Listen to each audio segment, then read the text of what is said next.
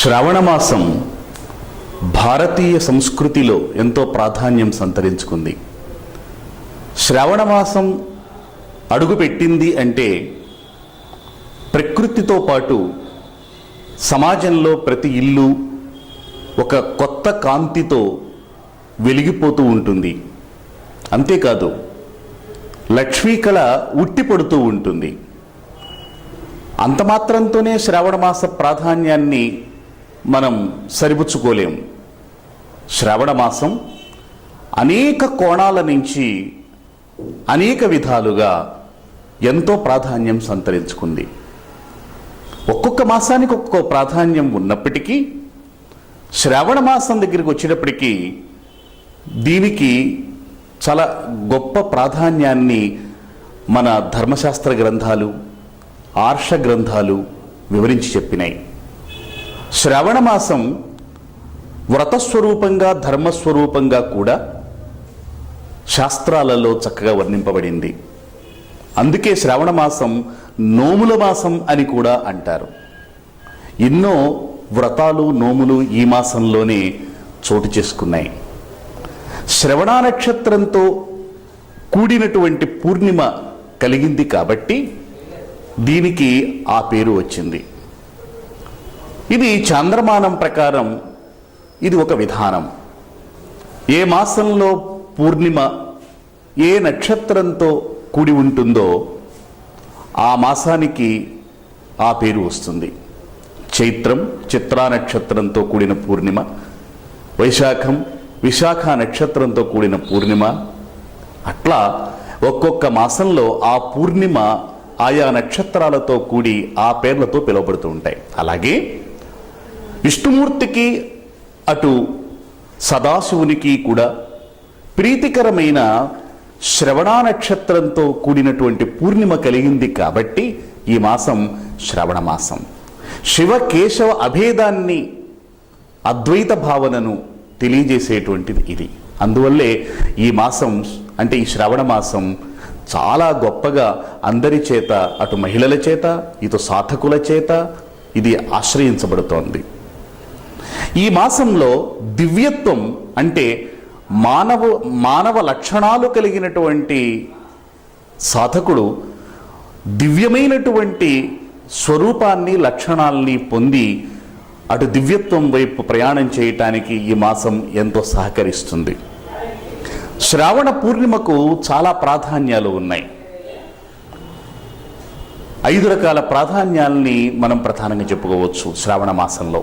ఎలా అంటే ఈరోజు అంటే శ్రావణ మాసంలో వచ్చేటువంటి పూర్ణిమ రోజు శ్రావణ పూర్ణిమ అంటామే. నిండు వెన్నెలలు అలాగే పూర్ణ చంద్రబింబం ఉదయించేటువంటి శ్రావణ పూర్ణిమ రోజు వైదిక మార్గంలో ఆలోచించినట్లయితే ఉపాకర్మ చేస్తారు. వైదిక ప్రాధాన్యం అది. ఇక రెండవ ప్రాధాన్యం పౌరాణిక పరంగా హయగ్రీవ జయంతిని చేస్తారు.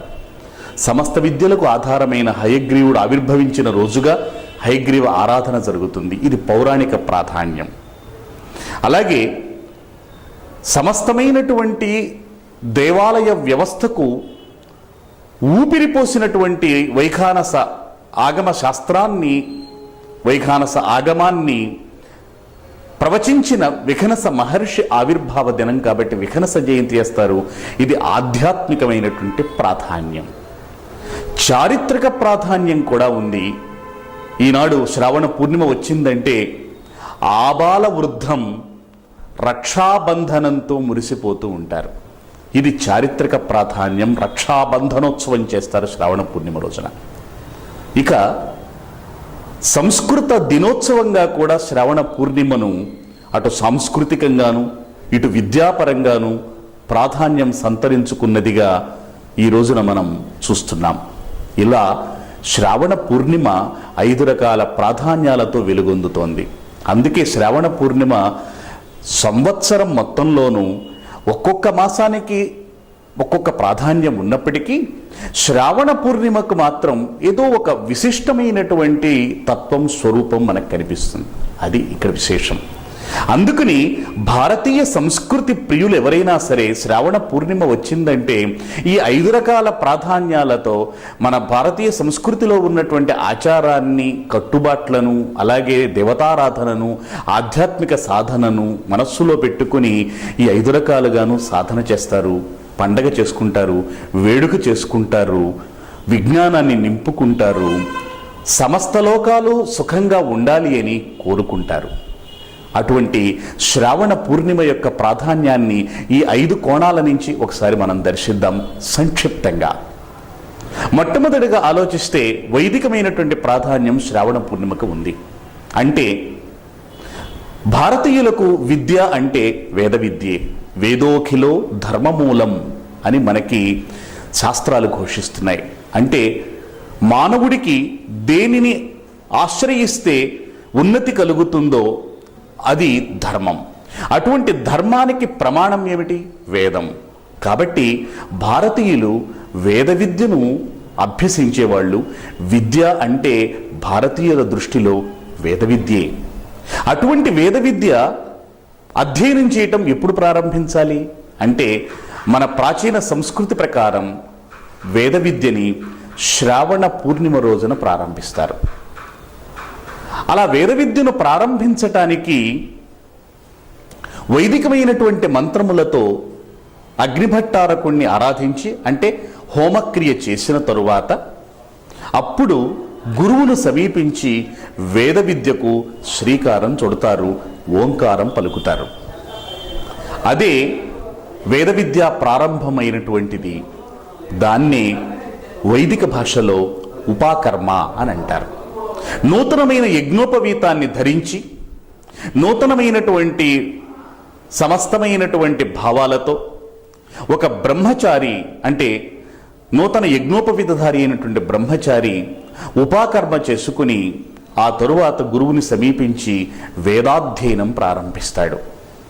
అందుకని శ్రావణ పూర్ణిమని జంధ్యాల పూర్ణిమ అని, అలాగే యజ్ఞోపవీతాన్ని ధరిస్తారు కాబట్టి యజ్ఞోపవీత పూర్ణిమ అని, జంధ్యముల పూర్ణిమ అని కూడా పిలుస్తారు.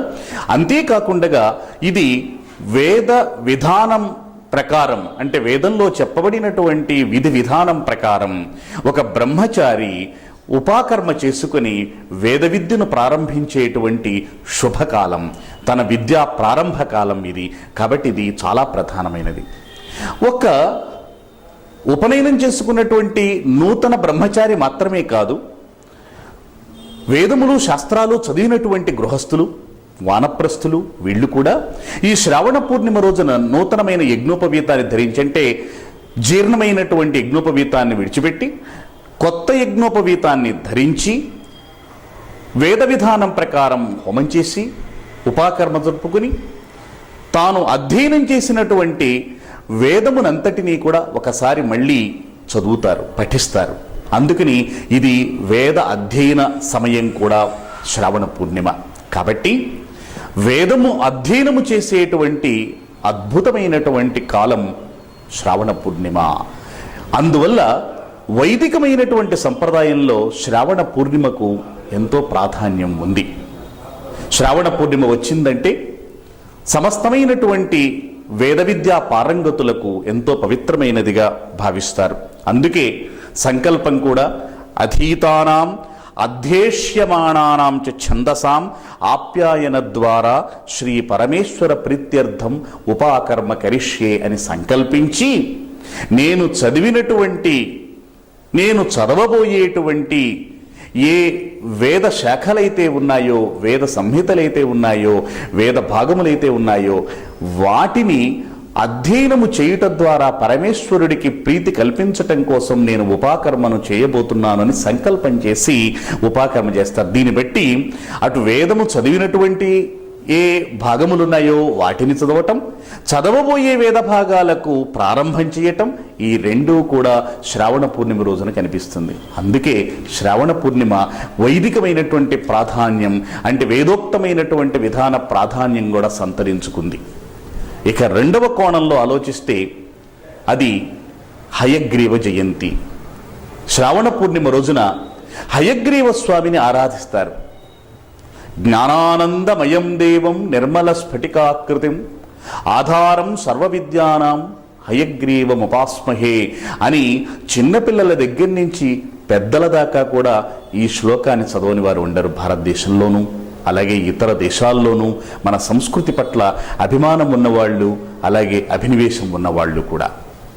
కాబట్టి హయగ్రీవ స్వామిని వేదముతో పాటు ఏ విద్య చదవాలన్నా కూడా మొట్టమొదటిగా ప్రార్థిస్తాం. అంటే సమస్త జ్ఞానాన్ని ప్రసాదించేటువంటి దైవస్వరూపంగా హయగ్రీవుని ఆరాధిస్తాం. హయగ్రీవుని యొక్క ఆరాధన ఒక్క భారతదేశంలోనే కాదు, ఇంకా ఇతర ఖండాలలోనూ ఇతర దేశాలలోనూ కూడా హయగ్రీవ ఆరాధన కనిపిస్తోంది. అటువంటి హయగ్రీవుడు శ్రావణ పూర్ణిమ నాడే ఆవిర్భవించినట్లుగా మనకి దేవీ భాగవతాది గ్రంథాలు వర్ణిస్తున్నాయి. ఆయన ఆవిర్భావం కూడా అత్యద్భుతమైనటువంటిది.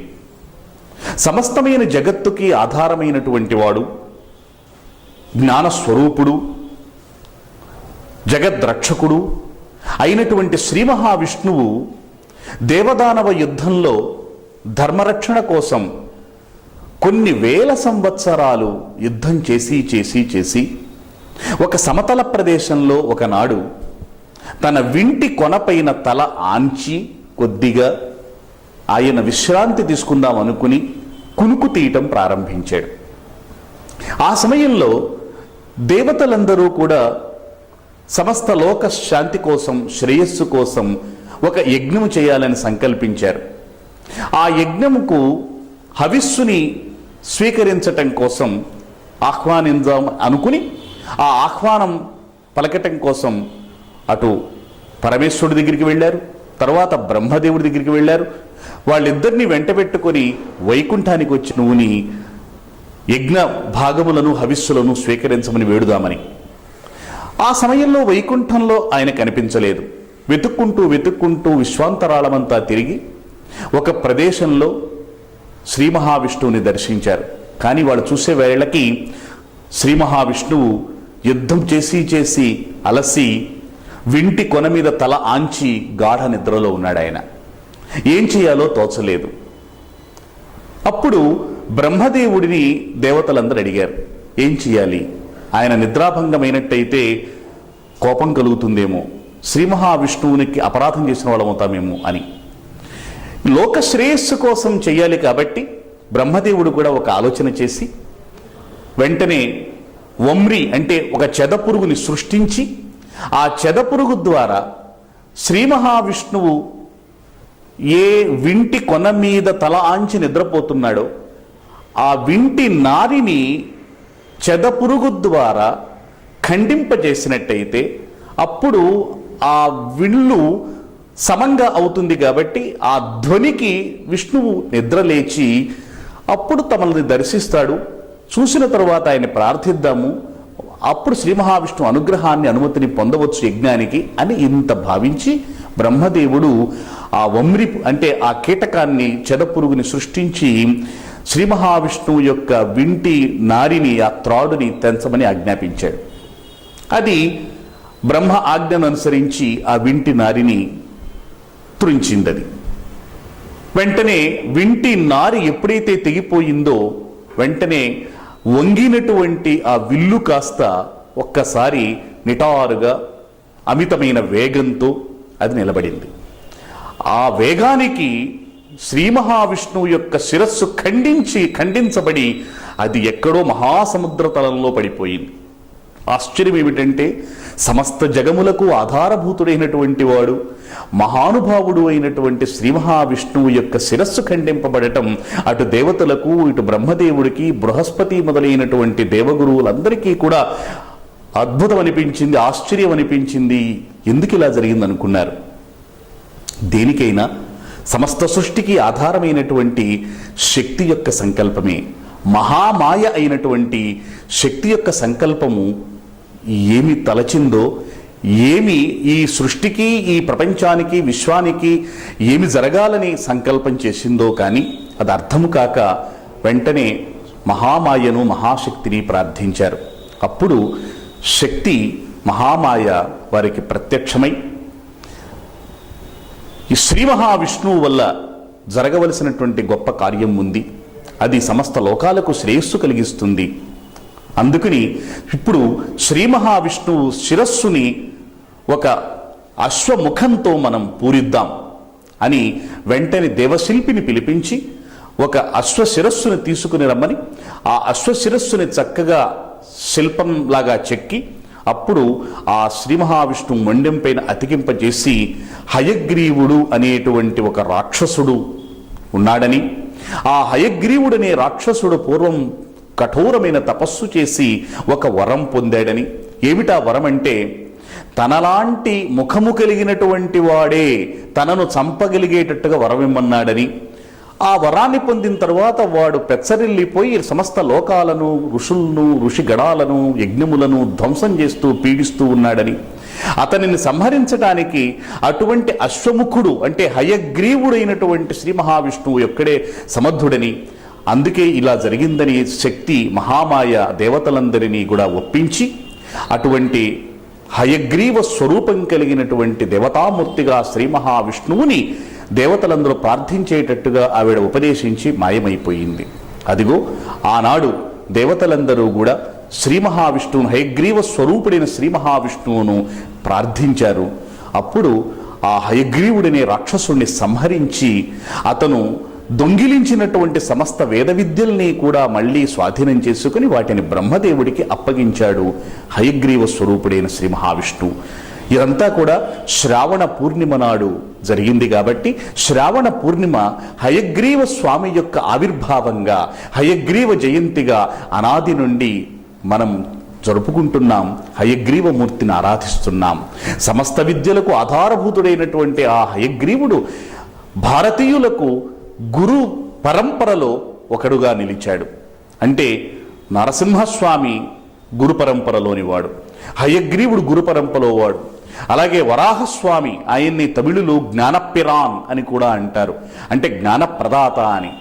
అలాగే ఆంజనేయుడు, హనుమంతుడు గురు పరంపరలోని వాడు, ఆయన జ్ఞానస్వరూపుడు. అలాగే గరుత్మంతుడు, ఆయన కూడా జ్ఞానస్వరూపుడు. గరుత్మంతుడి అనుగ్రహం వల్ల వేదాంత దేశకుల వంటి మహానుభావులు జ్ఞానాన్ని పొంది అద్భుతమైనటువంటి కవితాశక్తిని ప్రదర్శించారు. ఇలా జ్ఞాన పరంపరల జ్ఞాన సంపాదన చేయడానికి మనం ఈ గురుమూర్తుల పరంపరలో హయగ్రీవుణ్ణి కూడా ఆరాధిస్తున్నాం. భారతీయులు ఈ విధంగా గురు పరంపరలో ఆరాధించేటువంటి దేవతామూర్తుల్లో హయగ్రీవుడు అగ్రస్థానంలో నిలిచాడు. అటువంటి హయగ్రీవ స్వామిని శ్రావణ పూర్ణిమ నాడు ఆరాధిస్తున్నాం.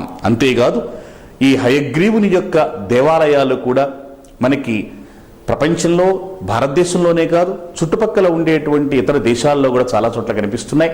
భారతదేశంలో కూడా హయగ్రీవ స్వామి దేవాలయాలు కనిపిస్తాయి. మనకి పాండిచ్చేరి వైపు వెళ్ళినట్టయితే తిరువయింద్రపురం దగ్గర హయగ్రీవ స్వామి దేవాలయం ఉంది.